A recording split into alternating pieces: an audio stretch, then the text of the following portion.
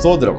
பூர்வ காலங்களில் பங்கு பங்காகவும் வகை வகையாகவும் தீர்க்கதரிசிகள் மூலம் நம்முடைய பிதாக்களுக்கு திருவுளம் பற்றின தேவன் கடைசி நாட்களில் குமாரன் மூலியமாக நமக்கு திருவுளம் பற்றினார். இவரை சர்வத்துக்கும் சுதந்திரவாளியாக நியமித்தார். இவரை கொண்டு உலகங்களை உண்டாக்கினார். இயேசு கிறிஸ்துவின் வாழ்க்கை வரலாறு பாகம் 16. கடந்த 15 வாரங்களாக இயேசு கிறிஸ்துவின் வாழ்க்கை வரலாறு முடிந்த அளவிற்கு ஒழுங்கும் கிரமமாக தியானித்து வந்து கொண்டிருக்கிறோம். இந்த 16வது பாகத்தில் 3 விதமான விஷயங்களை குறித்து நம்ம பார்க்க போகிறோம். அதில் முக்கியமாக இயேசு கிறிஸ்து மத்தேயு புஸ்தகத்தில் 13ஆம் அதிகாரத்தில் எடுத்து பேசின அந்த 8 உவமைகளை பற்றி விரிவாக பார்க்க போகிறோம். சரிங்களா? இப்போ என்னென்ன இந்த பாடத்தில் பார்க்க போகிறோம்னா, கலிலேயாவில் 2ஆம் கட்ட பிரசங்க திருப்பயணத்தை அவர் மேற்கொண்டதும், பிறகு அங்கே அற்புத அடையாளங்கள் செய்யும் பொழுது அங்கே பரிசேயர் சதுசேயர் வந்து இயேசு கிறிஸ்து அவர் பிசாசினால், அதாவது பெயல்செபூப் என்ற பிசாசினால் அற்புதம் செய்கிறார் அப்படிங்கிற குற்றச்சாட்டை குறித்தும் 3ஆவதாக மத்தேயு புஸ்தகத்திலிருந்து நம்ம எடுத்து பார்க்க போகிறோம். சரிங்களா? இப்போ முதலாவது கலிலேயாவில் இயேசு கிறிஸ்துவோடைய 2ஆம் பிரசங்க திருப்பயணம், 2ஆம் கட்ட பிரசங்க திருப்பயணம். சரிங்களா? இப்போதான் இயேசுவோடைய 12 சீசர்களும் ஃபார்ம் ஆகியிருக்காங்க. இயேசுவோட 12 சீசர்களும் கன்ஃபார்மாக ஒட்டிக்கிட்டாங்க. சரிங்களா? இப்போ அவர் கலிலேயாவில் 2ஆம் கட்ட சுற்றுப்பயணத்தை மேற்கொள்கிறார். லூக்கா புஸ்தகம் 8ஆம் அதிகாரம் முதல் 3 வசனங்களில் பார்த்தீங்கன்னா, பின்பு அவர் பட்டணங்கள் தோறும் கிராமங்கள் தோறும் பிரயாணம் பண்ணி தேவனுடைய ராஜ்யத்துக்குரிய நற்செய்திகளை பிரசங்கித்து வந்தார். 12 அவரோடே கூட இருந்தார்கள். சீசர்கள் அவரோடு, இப்போ இதிலிருந்து முழுமையாக அவரோடு தங்களை அர்ப்பணித்ததை நம்ம பார்க்கலாம். அவர் பொல்லாத ஆவிகளையும் வியாதிகளையும் நீக்கி குணமாக்கின சில ஸ்திரீகளும் 7 பிசாசுகள் நீங்கின மகதலேனா எனப்பட்ட மரியாளும், அதுக்கடுத்த வசனம், ஏரோதின் காரியக்காரனான கூசாவின் மனைவியாகிய யோவன்னாலும் சூசன்னாலும் தங்கள் ஆஸ்திகளால் அவருக்கு ஊழியம் செய்து கொண்டு வந்த மற்ற அநேகம் ஸ்திரீகளும் அவருடைய இருந்தார்கள். முதலாவது தனி மனிதனாக ஊழியத்தை தொடங்குறாரு. 3 பேரை முதலாவது ஊழியத்தை கலைக்கிறாரு. அப்புறம் 4 பேர் ஆகிறாங்க. இந்த 4 பேர் 6 பேராகி 12 பேராக மாறுறாங்க. சரிங்களா? அந்த 12 பேரோட சரிங்களா கூட்டம் சேர்ந்து கொண்டே இருக்குது. இப்போ இவர்களோடு யார் யார் சேர்றாங்கன்னா, அநேக ஸ்திரீகள். அதில் முக்கியமானது யாருன்னா, இயேசு கிறிஸ்துவினாலே 7 பிசாசுகள் துரத்தப்பட்ட இந்த மகதலேனா மரியாள் என்பவள் குறிப்பிடத்தக்கவள். அதைவிட முக்கியமான நபர் யாருன்னா, ஏரோது, இந்த ராஜா ஏரோதுடைய காரியக்காரனான கூசாவுக்கு 2 மனைவிகள், யோவன்னாள் சூசன்னாள். இந்த 2 ஸ்திரீகளும் தங்களுடைய ஆஸ்திகள் மூலியமாக இயேசு கிறிஸ்துவோடைய ஊழியத்துக்கு பெருந்துணையாக இருந்து வந்தார்கள். அப்ப இயேசு கிறிஸ்துவோடைய சீசர்கள் கூட்டம் அதிகமாகுது, ஆதரவாளர்கள் கூட்டம் அதிகமாகுது. இதனால இவர் 2ஆம் கட்ட பிரசங்க பயணத்தை அவர் தொடர்ந்து நடத்தி கொண்டு வருகிறார். இந்த காலகட்டத்தில் என்ன நடக்குது அப்படின்னு பார்க்கலாம். இந்த கலிலேயாவில் மத்தேயு புஸ்தகம் 12ஆம் அதிகாரம் 22லேருந்து 37, அடுத்து மார்க்கில் 3ஆம் அதிகாரம் 19லேருந்து 30. இதில் நம்ம என்ன பார்க்க போகிறோம் அப்படின்னா, அந்த இடத்துல பிசாசு பிடித்த ஒரு மனிதனுக்கு பிசாசு பிடித்திருக்குது. அந்த மனிதன் எப்படிப்பட்டவன்னா, பிசாசு பிடித்த குருடும் ஊமையுமான ஒருவனை இயேசு, ஒருத்த மனிதனுக்கு கண்ணு தெரியாது, காது கேட்காது, அவன் எப்படியாப்பட்ட ஆள்னா பிசாசு பிடித்தவன், தன்னிலையே இல்லாதவன், தன்னிலை என்ற நிலையே இல்லாதவன், தன்னைத்தானே அழித்துக் கொள்கிறவன், பிசாசு பிடித்தவன், கண்ணும் தெரியாது காதும் கேட்காது. அந்த மனிதனை எப்படி இருப்பான் அந்த மனிதன்? சரிங்களா? அந்த மனிதனை இயேசு அழைத்து வரும் பொழுது பாருங்க, அந்த மத்தேயு 12ஆம் அதிகாரத்தில் பிசாசு பிடித்த குருடும் ஊமையுமான ஒருவனை இயேசு பேசவும் காணவும் தக்கதாக சொஸ்தமாக்கினார். பிசாசு பிடித்த அவனை சொஸ்தமாக்கினாரு. கண் பார்க்குது, காது கேட்குது. இப்போ 3 வகையான விடுதலை. அவருக்கு முதலாவது கண் பார்வையை கொடுக்குறாரு, காது தெளிவாக்குறாரு. அதற்கு முன்பாகவே அவரை சொஸ்தமாக்கினார். அந்த பிசாசு பிடித்தவரை இயேசு சொஸ்தமாக்கினார். சரிங்களா? இப்பதான் ஜனங்கள் ஆச்சரியப்பட்டு தாவீதின் குமாரன் இவர்தானோ என்றார்கள். இந்த வார்த்தை பாருங்க, மத்தேயு புஸ்தகத்தில் பரிசேயன் போட்டிருக்கும், மார்க் புஸ்தகத்தில் வேதபாரகன் போட்டிருக்கும், எருசலேமிலிருந்து இந்த வேதபாரகன் போட்டிருக்கும். அப்போ இவர்தான் தாவீதின் குமாரனோ அப்படி சொல்லும் பொழுது பரிசேயரும் அந்த வேதபாரகரும் பாருங்க என்ன சொல்றாங்கன்னா, இயேசு கிறிஸ்து இவர் அற்புதங்களே இயேசுவிடம் உள்ள இந்த பெயல்செபூப் என்ற, இந்த பெயல்செபூப் அப்படிங்க யார் அப்படின்னா, பிசாசுகளின் இளவரசன். பிசாசுகளின் இளவரசன். இன்னும் நல்லா இதை மொழிபெயர்த்து பார்க்கும்போது நீங்கள் செக் பண்ணிக்கொள்ளலாம். இந்த பெயல்செபூல் அப்படிங்கிற இந்த விக்கிரகத்தை என்ன எப்படி சொல்லி அழைப்பாங்கன்னா, ஈக்களின் தேவன் மற்றும் சாணிகளின் தேவன். சரிங்களா? அசுத்த ஆவியின் தேவன். அசுத்த ஆவியின் தேவன், அதாவது தீய ஆவிகளுக்கு இளவரசன். தீய ஆவிகளுக்கு இளவரசன். இயேசு தன்னிடம் உள்ள பரிசுத்த ஆவியை கொண்டு இவர் மற்றவர்களை சொஸ்தமாக்கி வருகிறார். இயேசுவிடம் இருப்பது பரிசுத்த ஆவி என்று அவர்களுக்கு தெரியாமலோ அல்லது தெரிந்தோ அல்ல, இயேசு அந்த தீய ஆவிகளின் இளவரசர் மூலியமாக, அந்த பெயல்செபூலின் மூலியமாக மற்றவர்களை குணப்படுத்தி கொண்டு வருகிறார் அப்படின்னு ஒரு குற்றச்சாட்டை வைக்கிறாங்க. இயேசு பரிசுத்த ஆவியினாலே குணமாக்குகிறார். ஆனா இவங்க என்ன சொல்றாங்க? பரிசுத்த ஆவியினால குணமாக்கல, இந்த தீய ஆவிகளின் இளவரசரான பெயல்செபூல் அந்த அசுத்தாவின் மூலமா குணமாக்குறது அப்படின்னு சொல்றதை பார்க்கலாம். இந்த பெயல்செபூல் என்ற வார்த்தை எங்க வருதுன்னு பாத்தீங்கன்னா 2 ராஜாக்கள் 1ஆம் அதிகாரம் 3:6 நம்ம பார்க்கலாம். எக்ரோனில் இருந்த பெலிஸ்தியருடைய எக்ரோனில் இருந்த இந்த தெய்வம் தான் இந்த பாகால் செபூப்.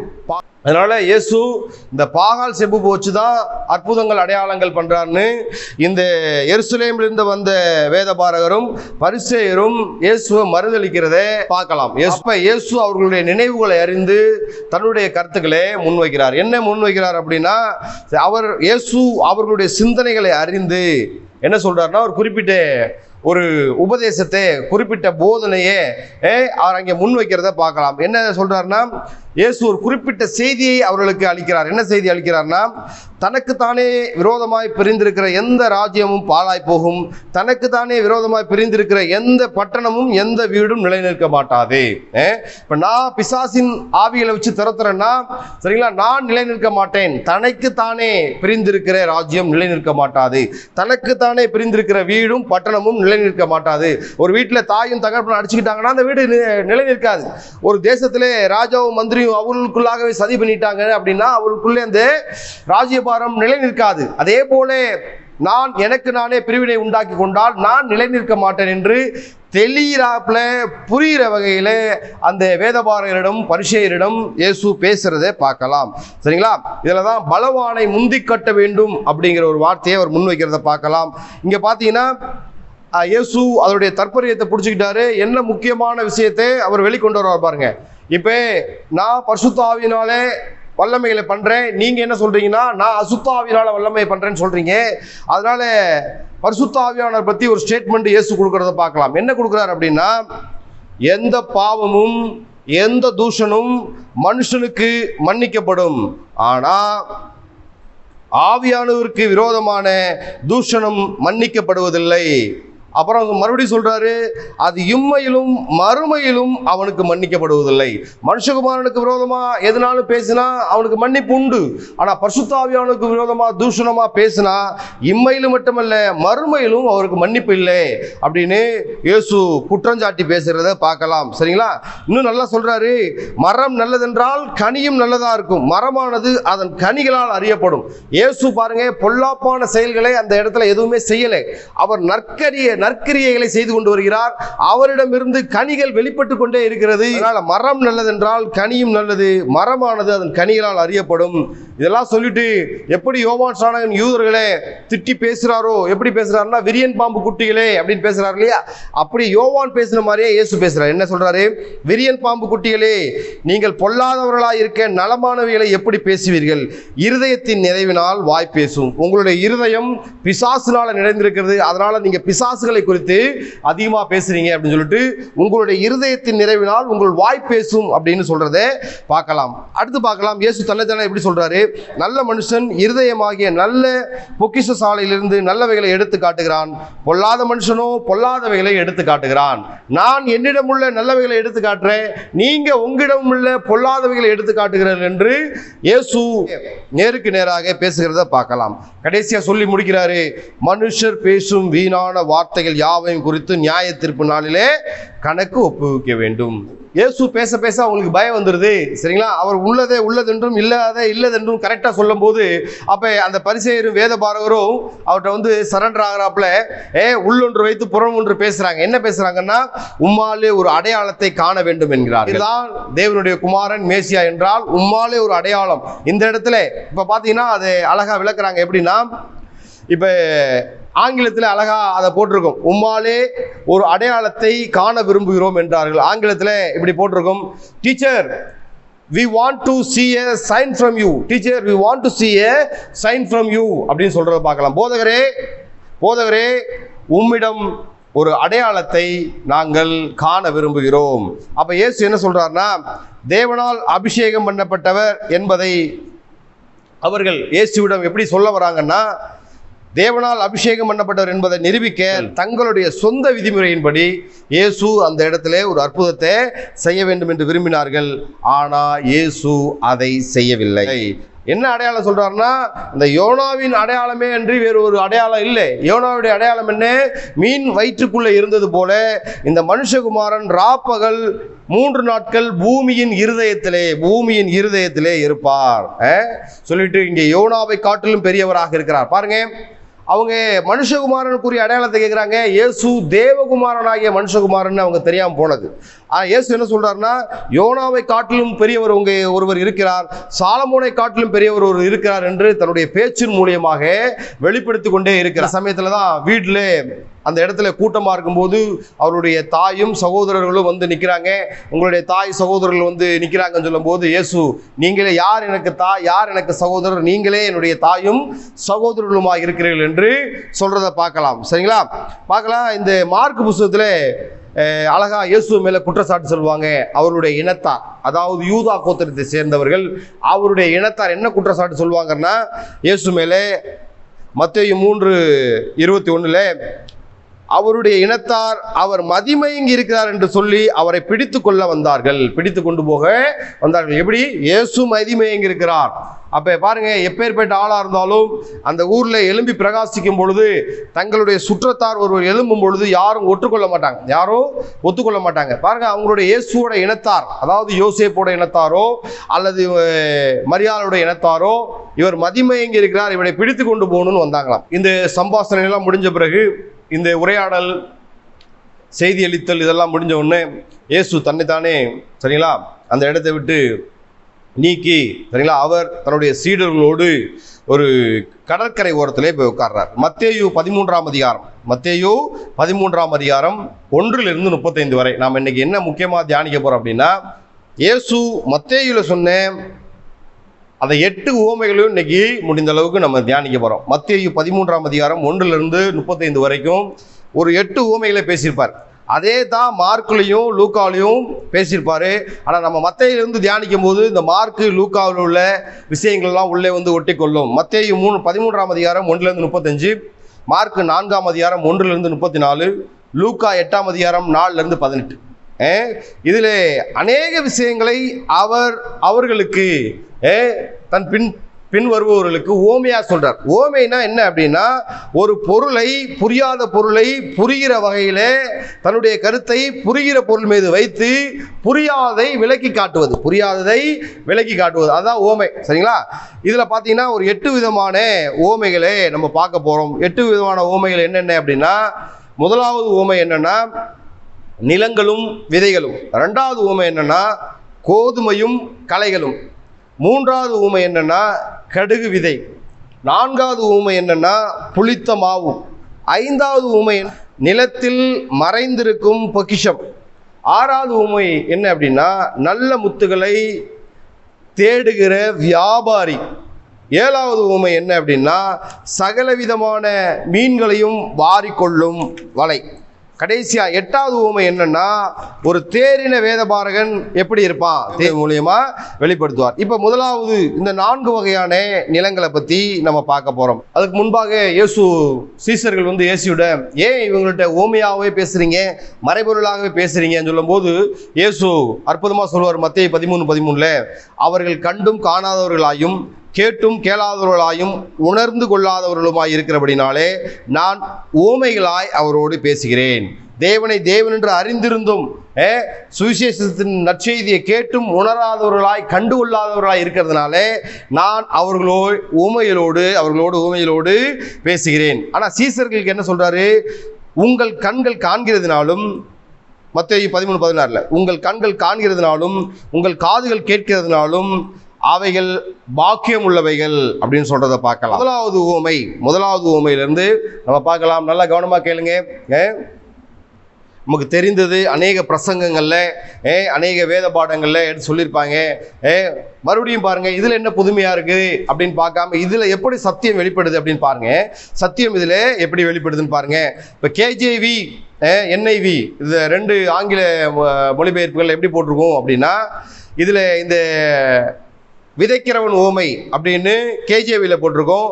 NIVல நிலத்தின் உவமைன்னு போட்டிருக்கோம். KJVல எப்படி போட்டிருக்கோம்?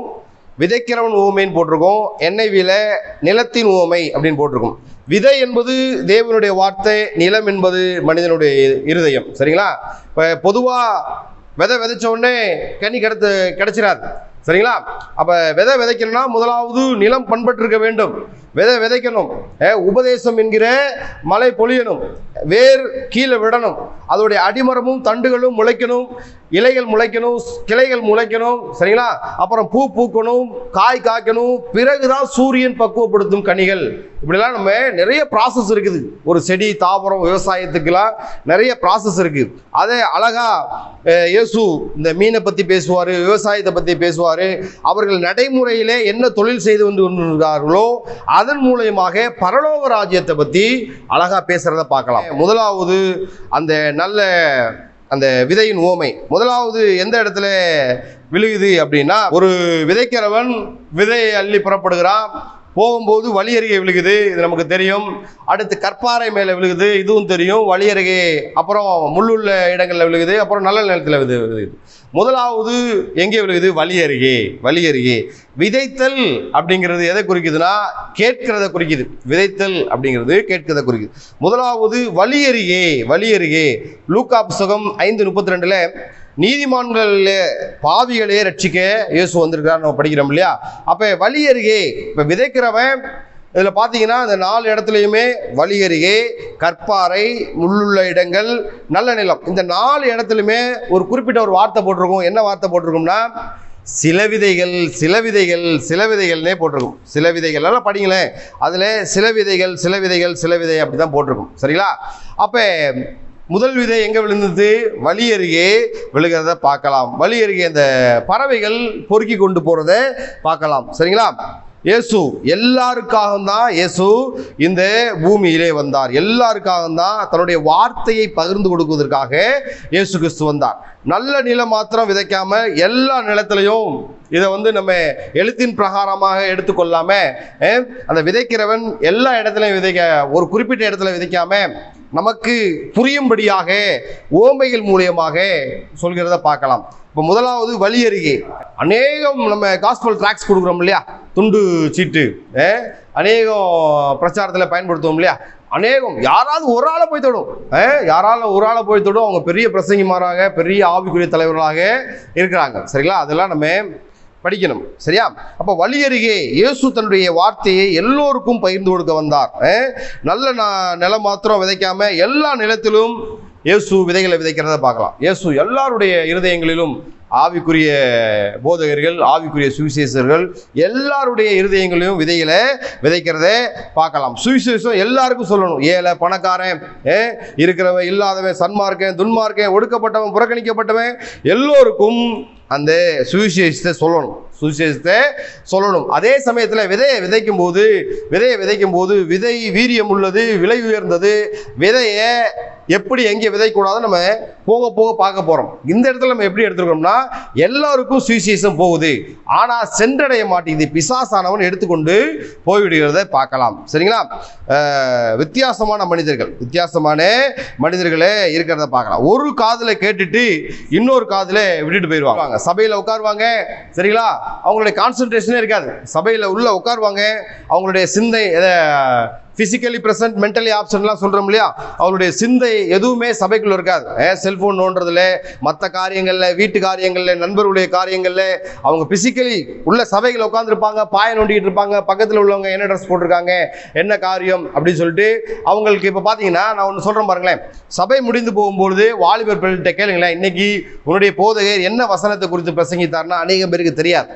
இது வழி அருகே விதைக்கப்பட்ட விதைக்கு சமமாக இருக்கிறது. முழு கவனத்தோடு கேட்காமல் இருப்பவர்கள், அந்த வசனத்தை முழு கவனத்தோடு கேட்காமல் இருப்பவர்கள் தான் இந்த வழி அருகே விதைக்கப்பட்டவர்கள். எல்லா சபையிலையும் இவங்க இருப்பாங்க, எல்லா சபையிலையும் இருப்பாங்க. கவனமாக கேட்கல அப்படின்னா அது சாத்தானுக்கு சந்தோஷம். ஏன்னா அந்த விதையை அவன் எடுத்துட்டு போயிடுறான், விதையை அவன் எடுத்துக்கொண்டு போய்விடுகிறான். அப்படின்னா கேட்ட வசனம் பலன் கொடுக்காது. கேட்ட வசனம் அவங்க சொல்றதை என்னன்னு கேட்டு வீட்டில் போய் தியானிச்சாதானே அது நமக்கு பலன் கொடுக்கும். அது பலன் கொடுக்காம சத்துரு எடுத்துக்கொண்டு போகிறான். நாம வசனத்தை கவனிக்கிறோமா, இல்லை ஒரு காதுல கேட்டு ஒரு காதுல விடுறோமா? சரிங்களா? கவனம் இல்லாம கேட்டா, நல்லா கவனிங்க, முக்கியமான வார்த்தை என்னன்னா, கவனம் இல்லாத கேட்டா விசுவாசத்தையும் ரட்சிப்பையும் சாத்தானானவன் தடை பண்ணி போடுகிறான். நம்ம பிரசங்கியா நல்ல ஆவிக்குரிய ரீதியில் பேசிக்கிட்டு இருப்பாங்க விசுவாசத்தை வர்த்திக்க பண்றதுக்கு. ஆனா கவனம் இல்லாம கேட்கும்போது இருக்கிற விசுவாசமும் அழிந்து போகும், ரட்சிப்பும் தடைபட்டு போயிடும். அப்ப இந்த வழி அருகே விதைக்கப்பட்டவர்கள் ஒரு காதுல வாங்கி ஒரு காதுல விட்டுறாங்க. அத விதையை வாங்கினவங்க சாத்தானுக்கு கொடுத்துட்றாங்க. தங்களுடைய ஆகாரத்தை அடுத்தவர்களுக்காக இழக்கிறத பார்க்கலாம். ரெண்டாவது, கற்பாதை மீது விழுந்த விதைகளை பத்தி எப்படி சொல்லலாம்னா, நல்லா கவனமா கேட்பாங்க, புரிந்து கொள்வாங்க. அவங்க ஆனா ஆழமாய் வேர் கொள்ளாததுனாலே அவர்கள் பாருங்க அந்த வேத வசனத்தோடைய பலனை அவங்க அனுபவிக்க மாட்டாங்க. இயேசு மலை பிரசங்கம் முடிஞ்ச உடனே பார்க்குறோம் இல்லையா, இயேசு மலை பிரசங்கத்தில் 113 வசனங்கள் பேசுவார். கடைசியாக முடிச்சுட்டு என்ன சொல்லுவார், இந்த செய்தியை கேட்டு, சரிங்களா, தன்னுடைய வாழ்க்கையை கண்மலையின் மேல் கட்டியவன் புத்தியுள்ள மனுஷன், அதை மணலின் மேல் கட்டியவன் புத்தியற்ற மனுஷன் முடிப்பார். அதே போல இவங்க புத்தியற்ற மனிதர்கள். இந்த வார்த்தையெல்லாம் கேட்டு அஸ்திபாரம் வேர் உள்ளே போகாதனால அவர்கள் மணலின் மீது தங்களுடைய வீட்டை, தங்களுடைய வாழ்வை கட்டியவர்கள் சோதனை வரும்போது விழுந்து போயிடுவாங்க. நல்லா கவனிக்கணும். தேவன் சோதிப்பார் நம்மளை, அதே சமயத்தில் பிசாசும் சோதிப்பான். தேவன் சோதிக்கும் போது நம்முடைய வாழ்க்கை உயரும், பிசாசு சோதித்து நம்ம விழுந்துட்டா நம்முடைய வாழ்க்கை தாழ போயிடும். ஆதியாகமம் புத்தகம் 22ஆம் அதிகாரத்தில் தேவன் ஆபிரகாமை சோதித்து ஆபிரகாம் அந்த காரியத்தில் ஜெயம் எடுத்த உடனே அடுத்து ஆபிரகாமுக்கு திறந்த வாசல் வைக்கப்படும். அந்த ஆதியாகமம் 22. அதே போல மத்தேயு 4ஆம் அதிகாரம் 4ஆம் வசனத்தில் சோதனைக்காரன் வந்து இயேசுவை சோதிக்க வருவான். இயேசு அந்த இடத்துல ஜெயிப்பார். அவர் தோத்து இருந்தார்னா நிலைமை வேற. அவர் வந்து மேசியான்னு கன்ஃபார்ம் பண்ணியிருக்க முடியாது. சரிங்களா? அதை பற்றி நம்ம பேச வேணாம். அப்போ தேவனும் சோதிக்கிறார், பிசாசும் சோதிக்கிறான். ஆனால் தேவன் சோதிக்கிறதுக்கு நம்மை உயர்த்துவதற்கு, பிசாசு சோதிப்பதற்கு நம்மை மேலே இருந்து தாழ தள்ளி விடுவதற்கு, அதை நம்ம புரிஞ்சு கொள்ளணும். அந்த வேர் ஆழமாக விடணும். வேர் விதையானது ஆழமாக போனால் தான் பலனை தரும். சரிங்களா? தேவன் சோதித்தா மேலே கொண்டு போவார், பிசாசு சோதித்தா கீழே கொண்டு போவான். நல்ல கவனம். சரிங்களா? இப்போ பார்த்தீங்கன்னா நாம சோதனை அநேக விஷயங்கள்ல வரும். பிள்ளைகள் காரியத்தில், சொத்து காரியத்தில், நண்பர்கள் காரியத்தில் அநேக சோதனைகள் நமக்கு வரணும். எல்லாவற்றிலும் நாம் ஜெயம் எடுக்கிறவர்களாக இருக்கணும். சோதனையிலே தோற்று போய்விடக்கூடாது. சோதனையில தோற்று போயிட்டா நாம் கீழே போகிறவர்களாக இருப்போம். அப்ப கற்பாதை மீது விழுந்த விதைகள் சோதனையிலே அவங்களால நிலைநிற்க முடியாது. வெயில் ஏற அது உலர்ந்து போயிடும், கருகி போயிடும், தீஞ்சு போயிடும். அடுத்து மூன்றாவது, முள் உள்ள இடத்திலே விழுந்த விதைகள். இவங்க பாருங்க, சபைக்கு வருவாங்க, வசனத்தை ஏற்றுக்கொள்வாங்க, நல்ல வசனத்தை ஏற்றுக்கொள்வாங்க, மனப்பாடமா சில வசனங்களுக்கு கூட தெரியும். ஆனா அதை பயிற்சி செய்ய மாட்டாங்க. தங்களுடைய வாழ்க்கையில பயிற்சி செய்ய மாட்டாங்க. உபவாசம் பண்ணணும், ஜெபம் பண்ணணும், சபைக்கு சரியா வரணும். பயிற்சி இல்லாத வாழ்க்கை. இவங்க ஏன் விழுந்து போறாங்கன்னா, உலக கவலை, ஐஸ்வர்ய மயக்கம், முதிர்ச்சி இல்லாத தன்மை, பக்குவப்படாத தன்மை வந்துகிட்டே இருப்பாங்க. ஆனா முள்ளுள்ள இடத்திலே விழுந்த விதைகள், ஒரு அளவுக்கு மேலே அவங்களால மேலே போக முடியாது. எப்படி சொல்றோம்னா, காலத்தை பார்த்தால் போதகராக இருக்க வேண்டியவர்கள் அவர்கள். 20 வருஷம், 30 வருஷம், 40 வருஷம், 50 வருஷம் சபைக்கு வருவாங்க. ஆனா ஒரு இருதயம் பக்குவப்படாத நிலைமை, எதுக்கெடுத்தாலும் கோபம், டென்ஷன் ஆகிறது. இன்னும் இருதயம் பக்குவப்படல.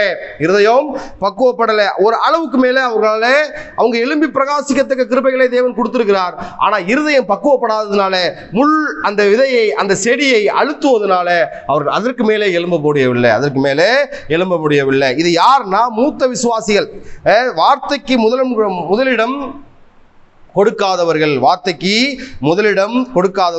இவர்கிட்ட ஐக்கியம் சரியா இருக்காது, ஐக்கியம் சபையா இருக்காது. சரியா? மூத்த விசுவாசிகள்கிட்ட எப்படிலாம் இவங்களை கவனிக்கலாம் அப்படின்னா, இவங்க எப்படி பக்குவம் இல்லாதவர்கள் அப்படின்னு கவனிக்கலாம்னா, இவங்களுடைய இந்த முள் உள்ள இடத்தில் விழுந்த விதைகள், இந்த மூத்த விசுவாசிகள் இவங்க எப்படி நம்ம கவனிக்கலாம் அப்படின்னா, ஒரு அளவுக்கு மேலே எழும்ப முடியாது. எப்படி கவனிக்கலாம் அப்படின்னா, மன அழுத்தம் நிறையா இருக்கும், தாழ்வு மனப்பான்மை இருக்கும், நம்பிக்கையற்ற தன்மை இருக்கும், சோர்வு வரும், விரக்தி வரும், இளைப்பாறுதல் இல்லாம இருப்பாங்க. இவங்க தான் இந்த முள்ளுள்ள இடத்தில் விழுந்த விதைகளில் இருந்து தோன்றிய விருட்சங்கள். அவங்க அதுக்கு மேலே விருட்சமா மாற முடியாது. செடியோட அந்த இளந்தளிரோட அவங்க நின்றுக்குவாங்க. இளந்தளிரோட அவர்களிடமிருந்து கனியை எதிர்பார்க்க முடியாது. முள் உள்ள இடங்களில் விழுந்தவர்களிடமிருந்து கனியை எதிர்பார்க்க முடியாது. 4வது நல்ல நிலம். பாருங்க, இயேசு அழகா சொல்றாரு. பாருங்க, இதுல பைபிள்ல கிட்டத்தட்ட 100க்கு மேல பாக்கியவான்கள் இருக்குது. அதுல அதிக பாக்கியவான்கள் ஒரே இடத்துல தான் இருக்குது. என்ன அதிக பாக்கியவான்கள் ஏன் இயேசு குறிப்பிட்டிருக்காருன்னா, இந்த லூக்கா புஸ்தகம் 11ஆம் அதிகாரம் 28வது வசனத்துல என்ன போட்டிருப்பாருன்னா, தேவனுடைய வார்த்தையை கேட்டு அதை காத்து கொள்கிறவர்களே அதிக பாக்கியவான்கள். அப்ப நிலமும் நல்ல நிலம். இதுல முக்கியமாக குறிப்பிட வேண்டியது என்னன்னா, அந்த விதைக்கிறவன் விதைத்து புறப்படுறான் இல்லையா, வழியருகே விழுந்துருச்சு, அதை விட்டுருங்க. கற்பாறையில விழுந்துச்சு, அதை விட்டுருங்க. முள்ளுள்ள இடங்களில் விழுந்துச்சு, அதை விட்டுருங்க. அப்ப நிலம் நல்ல நிலம் அதுவே போட்டிருக்கு, பைபிள்லேயே நிலம் போட்டிருக்கு. விதை வசனம், எல்லா வசனமுமே நல்ல வசனம் தான். விதைக்கிறாங்க. ஆனா அதுல பாத்தீங்கன்னா 1 30, 1 60, 1 100 பலன் தருது. அப்ப நிலமும் நல்ல நிலம்னா, விதையும் நல்ல விதையும்னா எல்லாமே 100 தானே பலன் தரணும். ஏன் 1 மட்டும் 30 தருது, 1 60 தருது, 1 ஃபர்ஸ்ட் கிளாஸ் 100 தருதுன்னா, கேட்கிற விதத்தை குறித்து கவனித்து பாருங்கள். வசனம் எனக்கு, என் குடும்பத்துக்கு, என்னுடைய தொழிலுக்கு, என்னுடைய வருங்காலத்துக்கு, இது என்னுடைய வாக்குத்தத்தம் எடுத்துக்கொள்ளும் பொழுது தேவன் நம்மோடு இடைபடுவார். 100 தலையாக பலன் நமக்கு கிடைக்கும். ஈசாக்கு விதைச்சான். அவனுக்கு விவசாயமே தெரியாது, ஆடு மாடு மேய்க்கிறவன் தான். ஆனா அவன் விவசாயம் தெரியாத தொழிலையும் விதைச்சான். பாருங்க, அவன் 100 மடங்கு பலனை அடைத்தான். நல்ல நிலம். ஈசாக்குக்கு இருதயம், நல்ல இருதயம். அதே போல நமக்கு நல்ல இருதயம் இருக்கும் என்றால், கர்த்தருடைய வார்த்தையை நாம் பெற்றுக்கொண்டு 100 மடங்காக பலனை பெற்றுக்கொள்ளலாம். விதையை தேவன் தாராளமா விதைக்கிறார். விதையை எப்படி தேவன் எப்படி விதைக்கிறாரு? தாராளமா விதைக்கிறார். சபையில் அநேக கூட்டங்கள் நடக்கிறத பார்க்கலாம். திறப்பின் வாசல் செய்தி இருக்குது, உபவாச கூட்டம் செய்தி இருக்குது, பெண்கள் ஐக்கியம் செய்தி இருக்குது, காத்திருப்பு கூட்டம் செய்தி கொடுக்குறாங்க.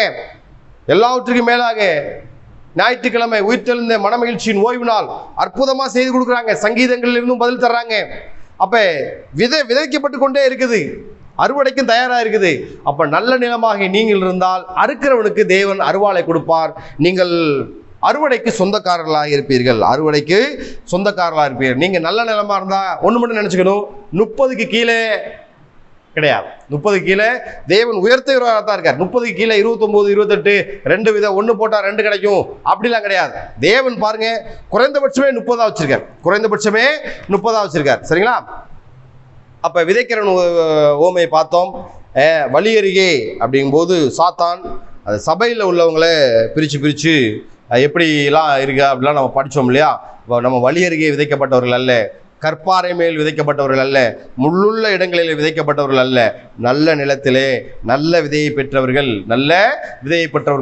30 அல்ல, 60 அல்ல, 100 பலன் தர வேண்டும்.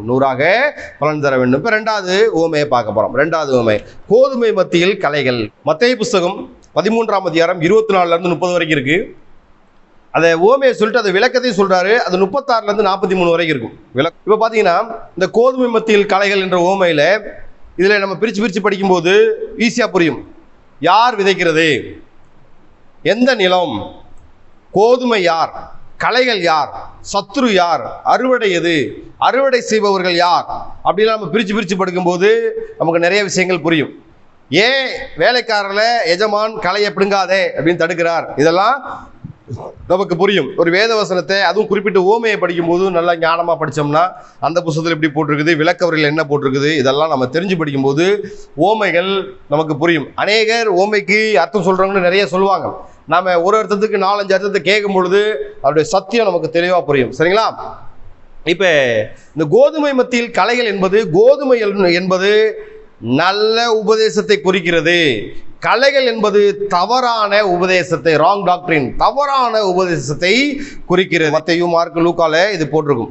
இப்போ பார்த்தீங்கன்னா இது 4 வகை நிலங்களில் 4 வகை நிலங்களில் விழுந்த விதைகளை, அது வேற அர்த்தம், வேற இதோட அர்த்தம் வேற. கோதுமை மத்தியில் களைகள்னா நல்ல டாக்டரின், நல்ல பிரசங்கம், நல்ல உபதேசம் இருக்கும்போது அந்த இடத்துல சிலர் வந்து பார்த்தீங்கன்னா தேவையில்லாத ஒரே நியாயப்பிரமாணம் ரொம்ப ஸ்ட்ரிக்டாக இருக்கணும், பயங்கர இப்படி தான் இருக்கணும், பழைய ஏற்பாட்டு நியாயப்பிரமாணத்தின்படி தான் இருக்கணும்னு சொல்லுவாங்க. ஆனால் அவங்க சுன்னத்து பண்ணியிருக்க மாட்டாங்க. சரிங்களா? அவங்க யூதர்களுடைய பண்டிகைகளை கொண்டாட மாட்டாங்க. மேம்போக்கா பழைய ஏற்பாட்டில் பார்த்தீங்கன்னா ஓய்வு நாளில் வராதவனை கல்லறிஞ்சு கொல்லணும். அப்புறம் ஒரு பையனோட, ஒரு விசுவாசியோட பிள்ளை தருதலையாக இருந்தால் மூப்பரெல்லாம் கூடி சேர்ந்து அவனே கல்லறிஞ்சு கொள்ளணும். அது மாதிரிலாம் பண்ண முடியுமா? அதே போல தான் அநேக திருச்சபைகளில் சொல்லப்படுகிற திருச்சபைகளில் ரொம்ப பயங்கரமாக இருக்கும். சரிங்களா? அது பழைய ஏற்பாடு. புதிய ஏற்பாட்டில் அதே சமயத்தில் ரொம்ப இதுவும் போயிடக்கூடாது. கிருபை எல்லாமே கிருபை தான், என்ன தப்பு செஞ்சாலும் தேவன் அப்படி கிடையாது. தேவன் பாவிகளை ரட்சிக்க உள்ளே வந்திருக்கிறார். தேவன் பாவிகளை ரட்சிக்க இந்த மனு குலத்துக்குள்ளே மனிதனாக பிறந்து வந்திருக்கிறார். சரிங்களா? அதனால ரெண்டையும் நம்ம இந்த தவறான போதனை எது, கள்ள போதனை எது அப்படின்னு நம்ம தெரிந்து வைத்துக் கொள்ள வேண்டும். சரிங்களா? இந்த களைகள் யார் அப்படின்னா பொல்லாங்கின் புத்திரர். இதுல பாத்தீங்கன்னா இதுல அழகா சொல்லுவாரு, நிலம் எது அப்படின்னு சொல்லுவாங்க. நிலம் சில பேர் சபைன்னு சொல்லுவாங்க. சரிங்களா? ஆனா வேதத்திலே போட்டிருக்குது, நிலம் என்பது சபை என்று கூறாமல் உலகம் என்று கூறுகிறார். சரிங்களா? அப்ப உலகத்துக்குள்ளதான் நம்ம வாழ்றோம். நான் அவனோட பேச மாட்டேன், இவனோட பேச மாட்டேன், நம்ம வாழவே முடியாது. ஒரு மீன் கடல்ல இருந்தாலும் அந்த உப்பை எடுத்துக்கொள்ளாது. உலகத்தோடு வாழ்ந்தாலும் நாம் எப்படி இருக்கணும்னா ஒரு நீர்நிலையில இருக்கிற படகை போல தண்ணீரில் மிதந்து கொண்டு இருக்கலாமே தவிர அது தண்ணீரை படகுக்குள்ள விட்டா நம்ம கவிழ்ந்து போயிடுவோம். அப்ப நம்ம எல்லாவற்றிலையும் சரியாக இருக்க கத்துக்கொள்ளணும்.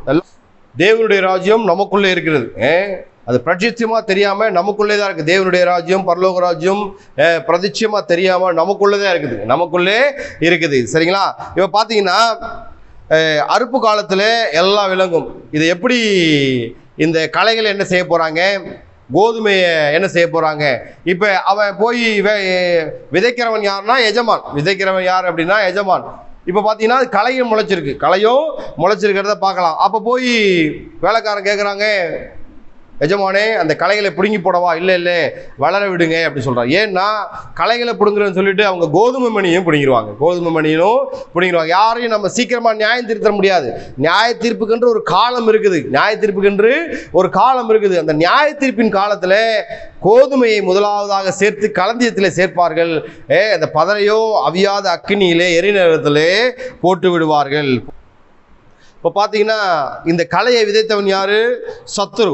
தூங்கும்போது அசதியாக இருக்கும்போது ஆவியிலே அனல் இருக்கணும். அசதியாக இருக்கும் பொழுது பாருங்க, இந்த சத்துருவானவன் விதைகளை விதைத்து விட்டு போய்விடுவான். அப்போ அந்த கோதுமை என்பது நல்ல உபதேசத்தையும், இந்த களைகள் என்பது தவறான துர்போதனையும் காட்டுது. நியாயப்பிரமாணத்தையே பேசிட்டு இருக்கக்கூடாது, ஒரே கிருபையவே பேசிட்டு இருக்கக்கூடாது. சரிங்களா? ரெண்டுக்கும் நடுவில் சத்தியம் எது என்று நம்ம தெளிந்து பேசணும். இதை சத்தியம் எதுங்கிறத கடைசி ஊமையில நம்ம பார்த்து முடிக்க போறோம். 3வது கடுகு விதை ஊமை. சரிங்களா? இது ரொம்ப முக்கியமான ஒரு ஊமை. 4ஆம் அதிகாரம் 30 32, மத்தேயு 13ஆம் அதிகாரம் 31 32, லூக்கா 13ஆம் அதிகாரம் 18 19. சரிங்களா? தேவனுடைய ராஜ்யம் கடுகு விதைக்கு ஒப்பா இருக்கிறது. தேவனுடைய ராஜ்யம் எவ்வளவு பெரிய ராஜ்யம், எவ்வளவு பெரிய பூமி, இந்த பிரபஞ்சம் இவ்வளோ பெருசா இருக்கும் என்றால் தேவன் படைத்து கொண்டிருக்கிற அந்த பரலோக ராஜ்யம் எப்படியா இருக்கும்? ஆனா பாருங்க, ஆச்சரியப்படத்தக்க வகையிலே ஒரு கடுகு விதைன்னு சொல்றதை பார்க்கலாம். கடுகை காட்டிலும் சிறிய விதைகளும் உண்டு, கடுகை காட்டிலும் சிறிய விதைகளும் உண்டு. ஆனா ஓமையா சொல்றதுனால புரிந்து கொள்ளத்தக்க விதமா சொல்றதை பார்க்கலாம். இந்த கடுகு விதை அப்படிங்கிறது எதை குறிக்குதுன்னா விசுவாசத்தை குறிக்குது. கடுகு அப்படிங்கிறது விசுவாசத்தை குறிக்குது. சரியா? லூக்கா புஸ்தகத்தில் பார்த்தீங்கன்னா இதை லூக்கா புஸ்தகம் 17:5-6 விசுவாசத்தை குறித்து உயர்த்தி பேசும்போது, உங்களுக்கு கடுகளவு விசுவாசம் இருந்தால் அந்த காட்டத்தி மரத்தை பெயர்ந்து போய் நடுக்கடலில் நடப்படட்டும் சொல்லும்போது அது நடக்கும். காட்டத்தி மரம் பெயர்ந்து போய் கடலில் நடப்படுமா? எதில்? லூக்கா புஸ்தகத்தில். மத்தேயு புஸ்தகத்தில் என்ன சொல்கிறார் அப்படின்னா, உங்களுக்கு 17:20 உங்களுக்கு கடுகளவு விசுவாசம் இருந்தால் இந்த மலையை பெயர்ந்து போ அப்படின்னு சொல்லும்போது அது பெயர்ந்து போகுமா? இப்போ பார்த்தீங்கன்னா நம்ம ஒரு வசனத்தை நம்ம அதை பிடிச்சிக்கிட்டே இருப்போம். என்னென்னா, தேவனாலே கூடாத காரியம் ஒன்றும் இல்லை. அது நம்ம மரியாள் விஷயத்தில் பார்க்கலாம். தேவனாலே கூடாத காரியம் இல்லை. அப்போ விசுவாசத்தை பற்றி இயேசு பேசும்போது தன்னுடைய சீசர்களுக்கு என்ன பேசுகிறாரு? உங்களாலே கூடாத காரியம் ஒன்றும் இல்லை. மத்தேயு புஸ்தகம் 17 அதில் பார்த்தீங்கன்னா 20ஆம் வசனத்தில் பார்த்தீங்கன்னா உங்களாலே கூடாத காரியம் இல்லை அப்படி சொல்லிட்டு இந்த கடுகை விசுவாசத்துக்கு ஓமையா சொல்லிட்டு மலையை பார்த்து பெயர்ந்து போ அப்படின்னு சொல்லலாம். இந்த காட்டத்தி மரத்தை பார்த்து பெயர்ந்து போய் சமுத்திரத்தில் நடு அப்படின்னு சொல்லலாம். அப்போ இந்த கடுகு அப்படிங்கிறது பரலோக ராஜ்யத்துக்கு ஓமையாக சொல்லப்பட்டது. கடுகு ரொம்ப சிறுசு. கடுகு ரொம்ப சிறுசு. அது முளைத்து வரும் பொழுது 2 வகையான மரங்கள் இருக்கிறதாக, அநேக வகையான இந்த மஸ்டர்ட் சீட்ஸ் கடுகு விதைகள், அநேக ஜாதி மரங்கள் இருக்குது. அதை குறிப்பிட்டு அதிகபட்ச உயரம் வளரக்கூடிய செடி இந்த கடுகு செடி. ஆனால் மரமாக வளர்ந்து நிற்கும். அதிகபட்ச உயரமே 20 அடி தான். அதிகபட்ச உயரமே 20 அடி தான். அதில் பாருங்க, அநேக பறவைகள் உட்காருமா. இப்போ பார்த்தீங்கன்னா நமக்கு தெரிஞ்ச இந்த லோக்கலில் இருக்கிற கடுகு 5 to 7 அடி அல்ல 10 அடி. சரிங்களா? வெளிநாடுகளில் பார்த்தீங்கன்னா 20 அடி வரைக்கும் வளரும். அதில் 5 to 10 அடி உள்ள கடுகு செடியில் பறவைகள்லாம் கூடு கட்டுறது அரிதான காரியம், நடக்க முடியாது. ஆனால் இயேசு ஏன் அப்படி சொல்றாருன்னா, இயற்கைக்கு அப்பாற்பட்ட முறையிலே இருக்கும். இப்போ பார்த்தீங்கன்னா அரசாங்கம் ஒரு கணக்கு எடுத்திருக்குது. இவங்க சிறுபான்மையினர் இவ்வளோதான், கிறிஸ்டியன்ஸ் இவ்வளோதான் அப்படின்னு ஒரு கணக்கு சொல்லுவாங்க. ஆனால் உண்மையிலே பாருங்க, அநேகர் தங்களுடைய பேரை மாற்றாம, சரிங்களா, அநேகர் பேர் அவங்க மதத்துலலாம் இந்து முஸ்லீம் தான் இருக்கும். ஆனால் அநேக லட்சம் ஜனங்கள் தங்களுக்கு, சரிங்களா, இயேசு கிறிஸ்து தான் தேவன் என்று ஏற்றுக்கொண்டு அநேகர் மதம் மாறாமல் இருக்கிறத பார்க்கலாம். இங்கே மதம் மாறுவது முக்கியம் அல்ல, மனம் மாறுவது முக்கியம். மனம் மாறுவது முக்கியம். அதை தான் இயேசு சொல்கிறாரு, கடுகு விதையிலேருந்து ஒரு மரம் வரும். அந்த மரத்தில் அநேகம் பறவைகள் கூடு கட்டும். அப்போ தேவனுடைய ராஜ்யம் என்பது நம்ப முடியாத விதத்திலே அது வளர்ச்சி அடைகிறதாக இருக்கிறது. சரிங்களா? இந்த கடுகோடைய தன்மை பார்த்தீங்கன்னா ஒரு இறுக்கமானது. சரிங்களா? கடுகு சீக்கிரத்திலே உடையாது, எதையும் உள்ளே விடாது. கடுகு என்பது இந்த அடையாளம் சொல்லுவாங்க, பாவத்தை உள்ளே விடாது. அது சீக்கிரமா எதையும் உறிஞ்சு கொள்ளாது. எதையும் சீக்கிரத்தில் கடுகு தண்ணியை உறிந்து கொள்ளாது, பாவத்தை உறிந்து கொள்ளாது. சரிங்களா? சிறிய கடுகு பாருங்க, இதை போய் கடுகு விதையை ஒருத்தர் எடுத்து போய் தோட்டத்தில் நட்டானாம். கடுகு விதை சின்னூண்டா இருக்கும். அந்த செடியை போய் எடுத்து ஒருத்தர் தோட்டத்தில் நடுறான் பாருங்க, அதுதான் பெரிய விஷயம். இங்கே அது சின்ன செடியை போய் எடுத்து தன்னுடைய தோட்டத்தில் நடுறது என்பது முக்கியமான விஷயமாக தன்னுடைய விசுவாசத்தை வர்த்திக்க பண்ணுகிறான். சரிங்களா? இப்போ கடுகு விதை என்பது வளர்ந்து பெறுகிற ஒரு ஓமைக்கு சமமாக இருக்கிறது. இப்போ யோசேப்பு ஒரு ஆள் தான் போனான் எகிப்துக்கு. ஆனால் ரிட்டர்ன் திரும்பி வரும்போது, சரிங்களா, 6 லட்சம் புருஷர்கள் சொல்லும்போது ஒரு கணக்கு போடும்போது 30 லட்சம் பேர். அப்போ யோசேப்பு என்பவன் ஒரு நபர். அவன் வெளியில் வரும்போது அவனுடைய சந்ததி வெளியில் வரும்போது, யாக்கோபுடைய சந்ததி வெளியே வரும்போது கிட்டத்தட்ட 30 லட்சம் பேர். இயேசு என்ற தனிநபர் தான் அவர் ஆரம்பிக்கும் போது ஊழியத்தை. அவருக்கு பின்பாக முதலாவதாக 3, 4, 6, 12, பிறகு 7, பிறகு 3000, 5000. இப்போ உலகத்திலே முக்கிய இடத்துல, சரிங்களா, இந்த கிறிஸ்துவ மார்க்கம் முதலாவது இடத்துல இருக்குது. இயேசு என்ற அந்த தனி மனுஷ குமாரனால் ஆரம்பிக்கப்பட்ட இந்த மார்க்கம் உலகத்தில் முதல் இடத்துல இருக்குது. இந்த கடுகு விதை பார்க்கறதுக்கு அற்பமாக தான் இருக்கும். அற்பமான நாளை ஆரம்பத்தை யார் அசட்டை பண்ணலாம்? அப்ப கடுகு என்பது ஒரு அற்பம். ஆனால் அது விருட்சமாக வளரும் பொழுது நாம நினைத்து பார்க்க முடியாத ஒரு வளர்ச்சியை நமக்கு தருகிறதா இருக்குது. நாம் கடுகா இருக்கலாம், ஆனால் நம் மூலியமாக தேவனுடைய ராஜ்யம் வளரணும். நம்முடைய தேவன் பெருக்கத்தின் தேவன். யோசேப்பை 30 லட்சம் பேராக பெருக செய்த தேவன். இயேசு பல்கி பெருகி உலகத்தின் முதல் மார்க்கமாக கிறிஸ்துவத்தை வைத்திருக்கிற தேவன் ஒரு பெருக்கத்தின் தேவன். அதே போல நாம் தேவனுடைய ராஜ்யத்திலே நம் மூலியமாக பெருக்கத்தை கொண்டு வரணும். நாம் கடுகு செடியாக இருந்தா சரிங்களா, தேவன் பார்த்துக் கொள்வார். நான் நட்டேன், அப்பொல்லோ நீர் பாய்ச்சினான், தேவனே விளை செய்வார்.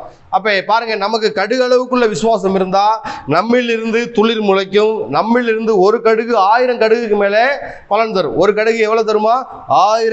10,000 கடுகுக்கு மேலே பலன் தரும். சரியா? அப்ப நம்மிலிருந்து பெருக்கத்தை தேவன் எதிர்பார்க்கிறார். பெருக்கத்தை தேவன் எதிர்பார்க்கிறார். அநேக பறவைகள் வந்து சேரும் நம்மிடம் அநேக பறவைகள் வந்து சேரும். நான் நட்டேன், அப்பொல்லோ நீர் பாய்ச்சினா, ஆனா விளை செய்யறது யாரு? கர்த்தர். பறவைகளை கொண்டு வர்றது யாரு? கர்த்தர். சரிங்களா? அப்ப கடுகு விதவை ஓமை என்பது உலக அளவின் வளர்ச்சி, கிறிஸ்துவத்துடைய உலக அளவின் வளர்ச்சியை இந்த கடுகு விதையானது காட்டுகிறது. அடுத்து 4வது பார்க்கலாம். 4வது ரொம்ப ஒரு முக்கியமான ஒரு இன்ட்ரெஸ்டிங்கான ஒரு குறிப்பு, புளித்த மாவை குறித்து தேவன் இயேசு கிறிஸ்து அழகா பேசியிருப்பாரு. புளித்த மாவு பழைய ஏற்பாட்டில் புதிய ஏற்பாட்டில் பார்த்தீங்கன்னா புளித்த மாவு, புளிப்பு என்பது பாவத்தை குறிக்குது. புளிப்பு என்பது பாவத்தை குறிக்குது. புதிய ஏற்பாட்டில் புளிப்பு என்பது தவறான போதனையை குறிக்குது. ஆனால் எல்லா இடத்துலையும் பழைய ஏற்பாட்டிலையும் புதிய ஏற்பாட்டிலையும் எதிர்மறையான விளக்கங்களை கூறுகிற இந்த புளித்த மாவு என்பது இந்த ஒரு இடத்துல தான் நேர்மறையான காரியத்தை முன்வைக்கிறது. பழைய ஏற்பாட்டில் புளிப்புனா பாவம், புதிய ஏற்பாட்டில் புளிப்புனா தவறான போதனை. ஆனா இந்த ஒரு இடத்துல தான் மத்தேயு புத்தகத்துல இந்த ஓமை, இயேசு சொன்ன ஓமையில தான் இந்த புளித்த மாவு என்பது சரிங்களா நேர்மறையான, இந்த புளிப்பு பாவம் தவறான போதனை, இந்த இடத்துல நேர்மறையான எண்ணங்கள். இப்ப புளிப்பு மாவை உப்பு பண்றதுக்கு ஈஸ்ட் சேர்ப்பாங்க. ஈஸ்ட் நம்ம சிறு வயதில் படிச்சிருக்கலாம். இட்லி மாவு பாக்டீரியானாலே மோசமான பாக்டீரியா அப்படின்னு நம்ம தெரிஞ்சிருக்கோம். ஆனால் சிறு வயதில் என்ன சொல்லி கொடுத்துருக்காங்க? நன்மை பயக்கும் பாக்டீரியா, தீமை பயக்கும் பாக்டீரியா. இந்த தீமை பயக்கிற பாக்டீரியானால அதில் உள்ள பொருட்களை சாப்பிடும்போது நமக்கு உடலில் உபாதைகள், அலர்ஜி, சில சமயத்தில் மரணமே ஏற்படலாம். ஆனால் இந்த நன்மை பயக்கும் பாக்டீரியான்னு ஒன்று இருக்குது. அது இட்லி மாவை அதை புளிக்க செய்கிறது. உணவுப் பொருட்களில் இது யூஸ் பண்ணுவாங்க. அநேகம் ஈஸ்ட்லாம் பார்த்தீங்கன்னா இப்போ பார்த்தீங்கன்னா இந்த புளித்தமா இதில் ஒரு ஆங்கில மொழிபெயர்ப்பில் NIV தான் 3 படி மாவை எடுத்தால்னு போட்டிருக்கு. அப்போ ஒரு படி அப்படிங்கிறது 7 கிலோவை 9 கிலோவை குறிக்கிறதா இருக்குது. 3 படி மாவு என்பது 27 கிலோவை குறிக்கிறதா இருக்கு. அந்த 27 கிலோ மாவுல அந்த ஸ்திரீ எவ்வளவு போட்டாலும் கொஞ்சமாவே. உங்க ஆபீஸ்ல நிறைய தேவனை அறியாதவர்கள் இருக்கலாம்.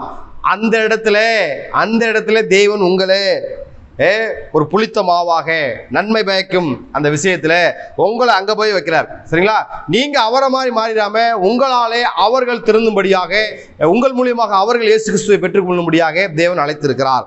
அப்ப பாருங்க, இங்கே தேவனுடைய ராஜ்யம் சிறுமையும் எளிமையுமாக ஆரம்பிக்கிறது. அந்த பாருங்க 27 கிலோ மாவுல கொஞ்சம் மாவு. சரிங்களா? எவ்வளவுதான் பிரியாணி போட்டாலும், ஒரு 50 கிலோ 100 கிலோ பிரியாணி போட்டாலும் பிரியாணி உப்பு கொஞ்சமா தான் போடுவாங்க. அதே போல அந்த 27 கிலோ மாவுல கொஞ்சமா, இப்ப தயிர் உர ஊற்றி வைக்கிறாங்க, தயிருக்கு பால் ஊற்றி வைப்பாங்க இல்லையா? அப்ப கொஞ்சம் தயிர்ல தான் நிறைய பால் ஊற்றுவாங்க. பால் ஊற்றுவாங்க. அதே போல நிறைய மாவுல கொஞ்சம் புளித்த மாவை போட்டு பிசையும் பொழுது அது உணவு அப்பம் சுடுவதற்கு அது சரியாக இருக்கும். அந்த கொஞ்சம் புளித்த அநேக புதுமாவே உணவுக்கு ஏற்றாற் போல மாற்றிவிடும். சரிங்களா? அப்ப கொஞ்சம் என்பது தேவனுடைய எளிமையை காட்டுகிறது. கல்லாதவன், படிக்காதவன், ஆனா பேதுரு மூலியமாக 3000 பேர் ரட்சிக்கப்படுறாங்க. இங்க 3 படி மாவுல கொஞ்சம் புளித்த மாவு. அப்ப இந்த 3000 பேருக்கு ஒரு புளித்த மாவாக பேதுரு இருக்கிறதே நம்ம பார்க்கலாம்.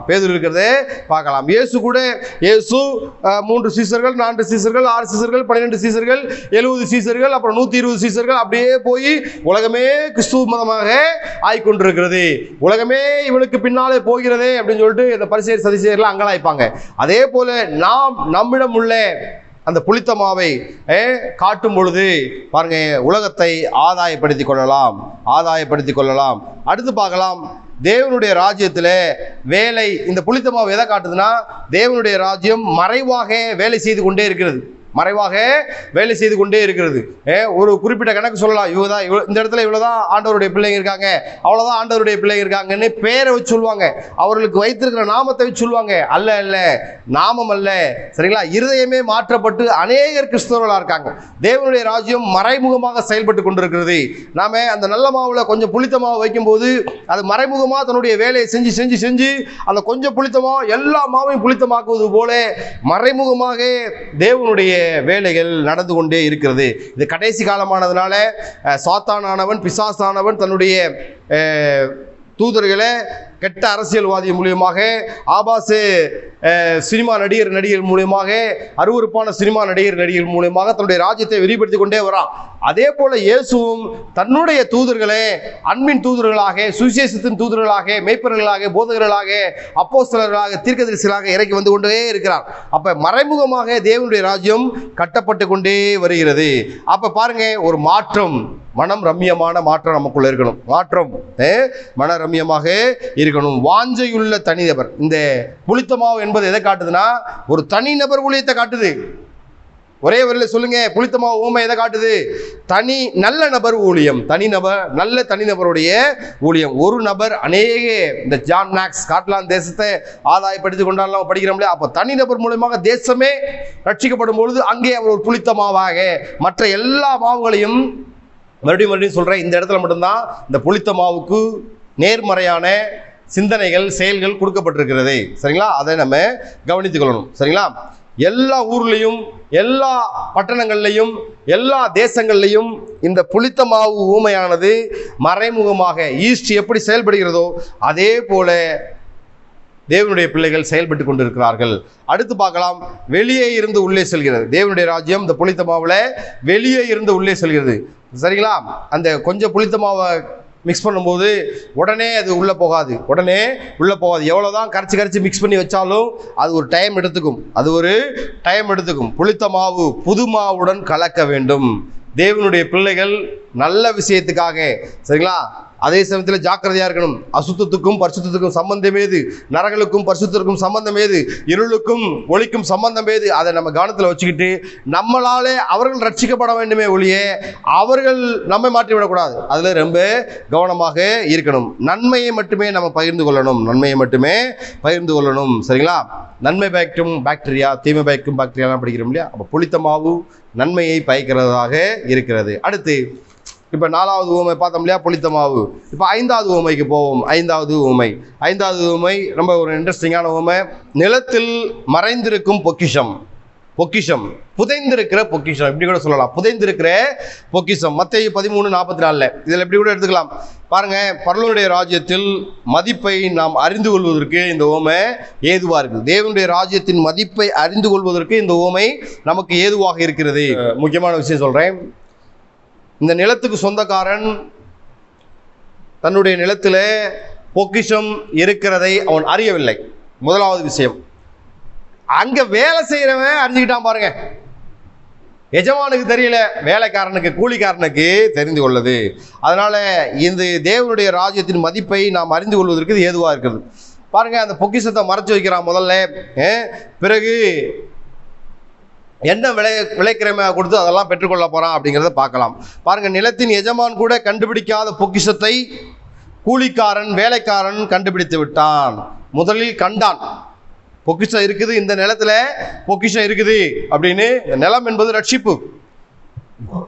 இந்த நிலத்துல பொக்கிஷம் இருக்குது, பொக்கிஷம் இயேசுவானவர், பொக்கிஷம் என்பது இயேசு. இந்த நிலத்துல இயேசு இருக்கா கண்டுபிடிச்சிட்டான். சரிங்களா? அநேகர் பாருங்க, தேவன் எங்க இருக்கிறார், எப்படி இருக்கிறார்னு தெரியாம இருக்கிறாங்க.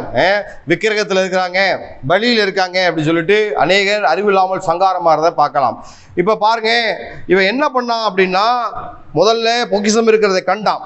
பிறகு அந்த பொக்கிஷத்தை மறைச்சு வைக்கிறான். அடுத்து போனான். எங்க போனான்? பயணம் போனான்.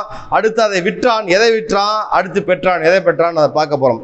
தனக்கு அவன் பாருங்க, அவன் கொஞ்சம் வசதி உள்ளவன். அந்த வேலைக்காரன் நிலத்துல பொக்கிஷம் இருக்கிறத பார்த்துட்டான். அந்த பொக்கிஷத்தை எடுக்கணும்னா பொக்கிஷத்தை மட்டும் எடுக்க முடியாது, அது எஜமானுக்கு போயிடும். அப்ப நிலத்தையே வாங்கிடணும். ரட்சிப்பு நமக்கு இருக்குதுன்னா இயேசு கிறிஸ்து நமக்கு சொந்தம். ரட்சிப்பு இல்லாம எனக்கு இயேசு தெரியும்னா இயேசு உனக்கு சொந்தமாக மாட்டார். ரட்சிக்கப்படாம இயேசு எனக்கு தெரியும்னா இயேசு உங்களிடம் இல்லை. ரட்சிப்பு ரொம்ப முக்கியம். அப்ப தனக்கு வீட்டுக்கு போறான், அந்த நிலத்தோட விலை எவ்வளோன்னு தெரியுது, தனக்கு உண்டான எல்லாவற்றையும் விற்கிறான். வித்துட்டு அந்த நிலத்தை வாங்குறான். நிலத்தை வாங்கி புதையலை பெற்றுக்கொள்கிறான், பொக்கிஷத்தை பெற்றுக்கொள்கிறான். சரிங்களா? ஒரு மனிதன் உலகம் அனைத்தையும் ஆதாயப்படுத்தி கொண்டாலும் தன் ஜீவனை நஷ்டப்படுத்தினா அவனுக்கு லாபம் என்ன அப்படின்னு படிக்கிறோம் இல்லையா? அப்ப தனக்கு உண்டானது எல்லாம் விட்டு பவுல் சொல்றாரு இல்லையா, எனக்கு உண்டானது எல்லாம் நஷ்டம் என்று எண்ணினேன், குப்பை என்று எண்ணினேன் பார்க்கிறோம் இல்லையா? அப்ப தனக்கு உண்டான எல்லாவற்றையும் ஒரு தராசுல வைத்து நிறுத்தி பார்க்கும்போது அந்த பொக்கிஷம் பெருசா, தன்னிடம் உள்ள சொத்து பெருசான்னு பார்க்கும்போது அவனுக்கு அந்த பொக்கிஷம் தான் பெருசா இருக்குது. அநேகர் தங்களுடைய பாருங்க நேரத்தை தேவையில்லாத காரியங்களை விட்டு கொடுக்காம பொக்கிஷத்தை மறுதளிக்கிறவர்களாக இருக்கிறாங்க. பொக்கிஷத்தை மறுதளிக்கிறவர்களாக இருக்கிறாங்க. ஒரு பக்கம் ரட்சிப்பு இருக்குது, ஒரு பக்கம் சொத்து இருக்குது. அப்போ சொத்தை விட்டுட்டு ரட்சிப்பு தான் எனக்கு வேணும்னு சொல்லிட்டு தனக்கு உண்டானதை எல்லாம் விற்று தன்னுடைய எஜமானிடம் போய் கேட்டு அந்த பொக்கிஷத்தை பெற்றுக்கொண்டான். பொக்கிஷத்தை இங்கே கவனிக்கக்கூடிய காரியம் என்ன அப்படின்னா, அவனுக்கு பொக்கிஷம் மட்டும் கிடைக்கல, நிலமும் கிடைத்திருக்கிறது.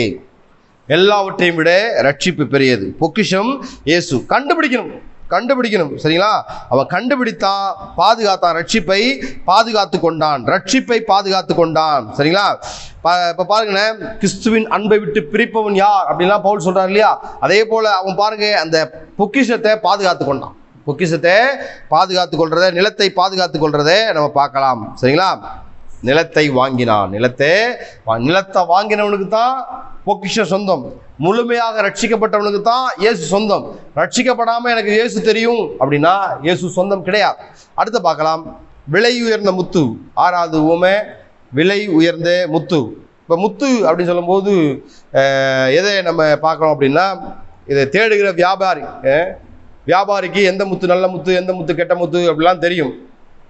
இப்போ பார்க்கலாம், முக்கியமாக சொல்கிறேன். நான் வெளிநாட்டில் வேலை செய்யும்போது ஸ்டேட்ஸில் ஹவாய்க்கு போனேன். ஹவாய் தீவில் போகும்போது $5 கொடுத்து ஒரு 4-5 சிப்பி வாங்குவாங்க. ரொம்ப இன்ட்ரெஸ்டாக இருக்கும். நானாக வாங்கினதில்லை. நானும் கூட்டத்தில் போய் நிற்பேன். ஒரு $5 கொடுத்தா ஒரு 4 இல்லை 5 சிப்பி கொடுப்பாங்க. அப்போ அங்கே ஒரு ஸ்க்ரூ டிரைவர் மாதிரி ஒன்று கொடுப்பாங்க. அந்த சிப்பிக்குள்ளே அந்த $5 வாங்கினாங்க இல்லையா, 400 ரூபா அப்போ மதிப்பு. அப்போ உள்ளே போட்டு இப்படி திருப்பும்போது சில சிப்பியில் ஒன்றும் இருக்காது. அங்கே $5 வேஸ்ட் ஆகும். அநேகருக்கு $5 வேஸ்ட் ஆகும். அப்போ நாங்கள் இன்று கூட்டமாக பார்ப்போம், எல்லாருக்கும் கம்முன்னு போயிடுவாங்க சோகமாக, $5 போச்சே அப்படின்னு சொல்லிட்டு. திடீர்னு கீழே சத்தம் கேட்கும், வீச்சுன்னு சத்தம் கேட்கும், பயங்கரமான ஒரு சந்தோஷமாக சத்தம் கேட்கும். ஏன்னா அவங்க உடைச்ச அந்த சிப்பியில் முத்து இருக்குது. நாங்கள் அவங்கள பார்ப்போம், அவங்க அவ்வளோ சந்தோஷப்படுவாங்க. அவங்களே அது விலை உயர்ந்த முத்தா, விலை இல்லாத முத்தா, சாதாரண முத்தா, அது 2வது விஷயம். ஆனால் உடைச்ச சிப்பியில் முத்து இருக்குது.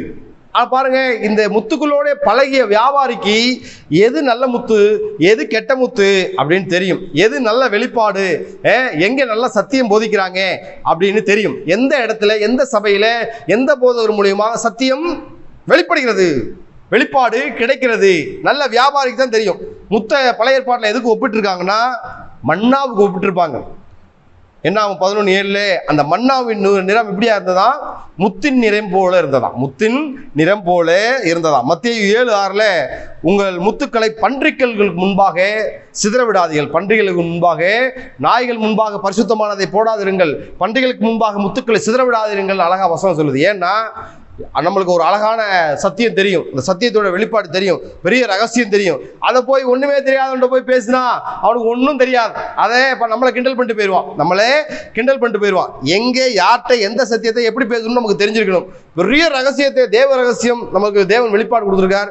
அதை போய் சரியா ரட்சிக்கப்படாதவர்கள்ட்ட, சரிங்களா, பின்மாற்றமா உள்ளவன்ட்ட போய் சொன்னா நம்மளை பீறி போடுவார்கள், நம்மளை மதிக்க மாட்டாங்க, நம்மளை அசிங்கப்படுத்திட்டு போயிடுவாங்க. அப்ப அந்த வியாபாரியை போல நம்ம இருக்கணும். எங்க சத்தியம் நல்லா கிடைக்குது அப்படின்னு நம்ம தெரிந்து கொள்ளணும். வியாபாரிக்கு தான் தெரியும் எது நல்முத்து. நாம் அந்த வியாபாரியை போல நல்முத்தை, நல்ல வெளிப்பாட்டை நாம் பெற்றுக்கொள்கிறவர்களா இருக்கணும். எந்த சபையில முத்துக்கள் வெளிப்படுகிறது, இல்ல வெறும் சிப்பி தான் இருக்குது, சிப்பி மறைஞ்சிருக்கும், ஒண்ணுமே தெரியாது. இந்த சிப்பியில இருந்து முத்து கிடைக்கணும், உள்ள போவோம், ஒண்ணு சிப்பி தான் இருக்கும், உள்ள முத்து இருக்காது. நமக்கு தெரிஞ்சிருக்கணும் முத்து எங்க கிடைக்கும் அப்படின்னு தெரிஞ்சிருக்கணும். ஒரு வெளிச்சம், வெளிப்பாடு இதுக்கு வரணும். வெளிச்சம், வெளிப்பாடு வரணும். சரிங்களா? அப்ப பொக்கிஷம் தேடுறதை நம்ம அங்கே பார்த்தோம். ஒரு விவசாயி ஒரு பொக்கிஷத்தை அவன் எடுத்துக்கொண்டான் அப்படிலாம் பார்க்குறோம். இங்கே வியாபாரியை குத்து பேசுகிறத பார்க்கலாம். சரிங்களா? போன இதில் ஓமையில் பார்த்தோம் இல்லையா, அவனுக்கு லக்கு, அந்த நல்ல நிலத்தில் அந்த விதை, அவனுக்கு லக்கு. எப்படி லக்குனா, அவன் அந்த நிலத்தில் வேலை செய்யும்போது பொக்கிஷம் உள்ளே இருந்திருக்குது, அவனுக்கு லக்கில் கிடச்சிருச்சு. லக்கில் அந்த பொக்கிஷம் கிடச்சிருச்சு. அதை கஷ்டப்பட்டு அவன் தனக்கு உண்டானதெல்லாம் விற்று பெற்றுக்கொண்டான். ஆனால் இந்த முத்து அப்படிங்கும்போது தெரிந்து எடுப்பது, தெரிந்து எது சத்தியம், கலைகள் எது, கோதுமை எது, அதெல்லாம் தெரிந்து எடுக்கணும். அப்போ தெரிந்து எடுக்கணும்னா நாம சத்தியத்தை அறிவீர்கள், சத்தியம் உங்களை விடுதலையாக்கும். சத்தியம் எதுவும் தெரிஞ்சதுனால நம்ம சத்தியத்தை அறிந்து விடுதலையாக்க முடியும். எல்லாரும் பேசுறது சத்தியம் கிடையாது, சத்தமாக பேசுறதுலாம் சத்தியம் கிடையாது. சத்தியத்தை சத்தியமாக பேசுவர்கள் தான் சத்தியவான்கள். சத்தியவான் எவனும் என் சத்தத்தை கேட்கிறான். அப்ப நல்ல வியாபாரிக்கு முத்தை ஒப்பிட்டு இருக்கிறாங்க. கடைசியா 7வது வாரிக்கொள்ளும் வலை, மத்தேயு 13ஆம் அதிகாரம் 47 to 50. நல்ல மீன்கள் ஆகாதவைகள். வலையை வீசுறாங்க. அங்கே யூதர்கள் அந்த இடத்துல கலிலேயாவில் எப்படி மீன் பிடிப்பாங்கன்னா 3 முறையில் மீன் பிடிப்பாங்க. எப்படி அப்படின்னா, 1 தூண்டில் மூலமாக மீன் பிடிப்பாங்க. 2வது சிறிய வலை வீசி மீன் பிடிப்பாங்க. 3வது மிகப்பெரிய வலை வீசி மீன் பிடிப்பாங்க. மிகப்பெரிய வலை 2 போட்டுக்கு நடுவில் பெருசாக வீசி பிடிப்பாங்க. சிறிய வலை 1 போட்டில், பெரிய போட்டில் பெரிய வலைகளை வீசி பிடிப்பாங்க. பெரிய 2 போட்டில் பார்த்தீங்கன்னா, இப்போ வாரிக்கொள்ளும் வலை பிடிக்கும் பொழுது கரைக்கு கொண்டு வராங்க. நல்ல மீன்களும் இருக்குது, நச்சு மீன்களும் இருக்குது. நல்ல மீன்களும் இருக்குது, நச்சு மீன்களும் இருக்குது. வந்த மீனவர்கள் இயேசு இந்த விவசாய ஊமையை பற்றி சொல்கிறத பார்க்கலாம், வியாபாரிய ஊமை பற்றி சொல்கிறத பார்க்கலாம், இங்கே மீனவர்களை ஊமைப்படுத்தி சொல்கிறத பார்க்கலாம், ஊமைக்குள்ளே வைக்கிறத பார்க்கலாம். இந்த மீனவர்கள் இயேசுவோட கூட இருந்தவங்க எல்லாமே மேக்சிமம் மீனவர்கள் தான். அப்போ அந்த ஊமையில் பாருங்கள், மீனவர்கள் கரைக்கு இழுத்து வந்தோன்னா எது நல்ல மீன் அழகாக பிரிப்பாங்க, எது ஆகாத மீன் எல்லாம் கடலில் எரிஞ்சிருவாங்க. கடல் முழு உலகமா இல்லை இஸ்ரேல் தேசமா அப்படிங்கிறது ஒரு விவாதத்திற்கு உரியது. இது இந்த இடத்துல முழு உலகத்துக்கு சொன்னாரா இல்லை இஸ்ரேல் தேசத்துக்கு சொன்னாரா அப்படின்னு அதை பைபிள் ஸ்டடியில் ரொம்ப டீப்பாக போகிறவங்க அதை படிக்கலாம். சரிங்களா? நல்ல மீன்கள் சமுதாயத்திற்கு பயன்படும், நச்சு மீன்கள் கடலிலே தூக்கி எறியப்படும். நச்சு மீன்கள் அக்கினி கடலிலே தூக்கி எறியப்படும். எப்படி இருந்தாலும் மீனை பிடிச்சிருவாங்க. நீங்க நல்லவர்களாக எங்கே வேணாலும் இருக்கலாம், சேற்றிலும் சில செந்தாமரைகள் முளைக்கும். நல்லவர்களா நீங்க மோசமான இடத்துல இருக்கலாம், இல்ல மோசமானவர்கள் நல்ல இடத்துல இருக்கலாம், வேஷம் போட்டுக்கொண்டு இருக்கலாம். ஆனா எப்படியும் தூண்டிலாவது வலைகளாவது பெரிய வலைகளாவது சிக்கி விடுவார்கள். வேறு பிரிக்கும் பொழுது நியாயத்திற்பிலே மாட்டுவாங்க. நல்ல மீனை தனியா பிரிப்பாங்க, கெட்ட மீனை தனியா பிரிப்பாங்க. கரை ஒதுங்கக்கூடிய நாட்கள் வரும். எப்படி சமுத்திரமானது தான் விழுங்கினவர்களை கக்கிற நாள் வருமோ, ஒப்புவிக்கிற நாள் வருமோ, அதே போல வலையிலே பிடிபட்டவர்கள் எல்லாம் ஒரு நாள்ல நியாயத்திற்பில் நிற்பாங்க. அவ பிரிக்கும் பொழுது நாம நல்ல மீனா நச்சு மீனா இது தெரியும். சரிங்களா? பாருங்க, இந்த முழு நேர ஊழியம் தேவனை பின்பற்றுபவர்கள் ஊழியக்காரர்களா இருக்கலாம், முழு நேர ஊழியக்காரர்களா இருக்கலாம், விசுவாச பிள்ளைகளா இருக்கலாம். சரிங்களா? சபை என்பது வலையை வீசுது. என்ன வலையை வீசுது? சுவிசேஷம் என்கிற வலைய. சபையில எல்லா மீன்களும் பிடிபடணும். சரியா? இந்த ஜாதி மீன் தான், அந்த ஜாதி மீன் தான், அப்படி கிடையாது. சபை என்பது யூதர் என்றும் இல்லை, கிரேக்கன் என்றும் இல்லை. ஜாதி பார்த்து சபையில இருக்கக்கூடாது. தரம் பிரிப்பது போல பாருங்க, விசுவாசிகளை நாம் இது இந்த ஜாதி இவங்க இந்த ஜாதி நம்ம பிரிக்க கூடாது. சரிங்களா? சபை சுவிசேஷம் சொல்லணும், சுவிசேஷம் சபையிலிருந்து சொல்லப்படணும். சபைக்குள்ளே வலை போடக்கூடாது. ஒரு சபையிலிருந்து இன்னொரு சபைக்கு மீன்கள் எடுத்து வரக்கூடாது, ஆத்துமாக்களை எடுத்து வரக்கூடாது. வெளியிலிருந்து ஆத்துமாக்களை, புதிய ஆத்துமாக்களை உள்ள கொண்டு வரணுமே தவிர அடுத்த சபையிலிருந்து ஆடுகளை திருடுறன்னு சொல்லுவாங்க இல்லையா, அதே போல மீன்களை திருடி இந்த சபையிலே வைக்கக்கூடாது. அப்ப பார்க்கலாம், இந்த வாரிக்கொள்ளும் வலையில எல்லாரும் ஒரு நாள் பிடிபடுவாங்க. எல்லாரும் அந்த வலையில தப்பிக்க எந்த மீனும் தப்பிக்காது, எல்லா மீன்களும் மாட்டும். அடுத்து பார்க்கலாம், தேறின வேதபாரகன். 7 ஊமையில சொன்னாரு. 7 ஊமையில தான் உங்களுக்கு புரிஞ்சான்னு கேட்கிறாரு. கடைசியா இயேசு இப்படி சொல்லி முடிக்கிறாரு, தேறின வேதபாரகனுடைய ஊமை. இந்த தேறின வேதபாரகன் யார் அப்படின்னா, வீட்டு எஜமான். மத்தேயு 13ஆம் அதிகாரம் 51 to 52 வரைக்கும் பார்த்தீங்கன்னா தெரியும். இவர்களை அறிந்து கொண்டீர்களான்னு கேட்கும்போது ஆமான்னு சீசர்கள் தலையாட்டுறாங்க. சரிங்களா? இப்போ இந்த தேறின வேதபாரகனுடைய ஓமையில வீட்டு எஜமான் யார், வேதபாரகன் யார், வீட்டு எஜமானுடைய பொறுப்பு என்ன, இந்த பொக்கிஷம்னா புதிய பொக்கிஷம்னா என்ன, பழைய பொக்கிஷம்னா என்ன, இதோட முக்கியத்துவம் என்ன, இதெல்லாம் நம்ம பார்க்க போகிறோம்.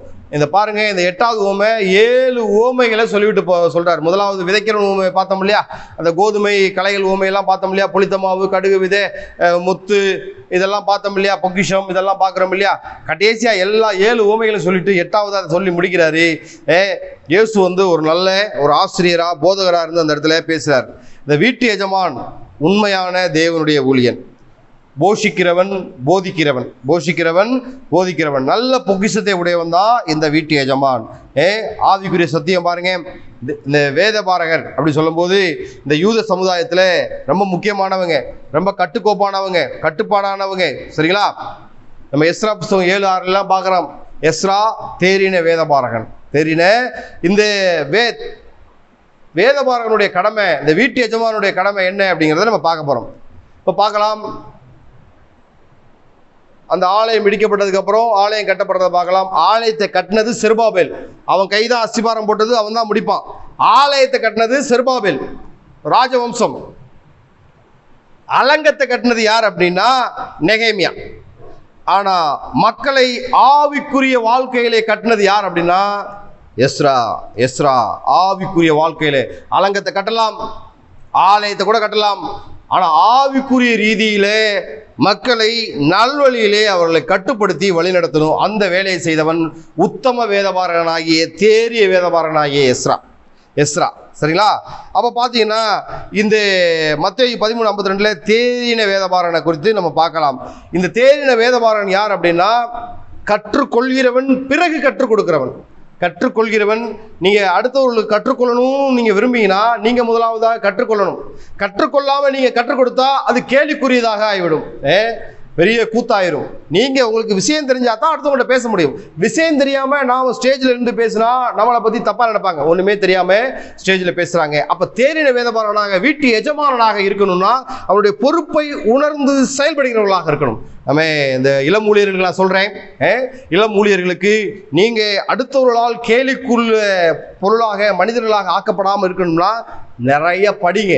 பழைய ஏற்பாடு, புதிய ஏற்பாடு, எல்லா விஷயத்திலும் கற்று தேர்ந்தவர்களாக ஸ்டேஜ் ஏறும்போது, ஃபுல்பீட் ஏறும்பொழுது உங்கள் மேல் பெருமை அதிகமாக, உங்கள் மேலே ஒரு மதிப்பு அதிகமாக உருவாகுமே தவிர உங்களை கேலிக்குரிய பொருளாக பார்க்க மாட்டாங்க.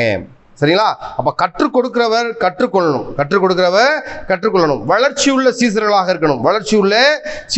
இருக்கணும். அதே சமயத்தில் இந்த எஜமான் என்பவன் எப்படி இருக்கணும்னா விசுவாசிகள் மேல் அதிகாரம் மட்டும் உள்ளவனாக இல்லாம அவர்கள் மேல் பொறுப்புள்ளவர்களாக இருக்கணும். இந்த எஜமான் என்பவன் ஆடுகளை தண்டிக்கிறது மட்டுமல்ல, தடியை யூஸ் பண்றது மட்டுமல்ல, கோலையும் யூஸ் பண்ணணும். தடியை வச்சு மிரட்டுவாங்க பாருங்க. அதே சமயத்தில் கோலை வச்சு ஆகாரம் கொடுப்பாங்க. சரியா வழி நடத்தணும்.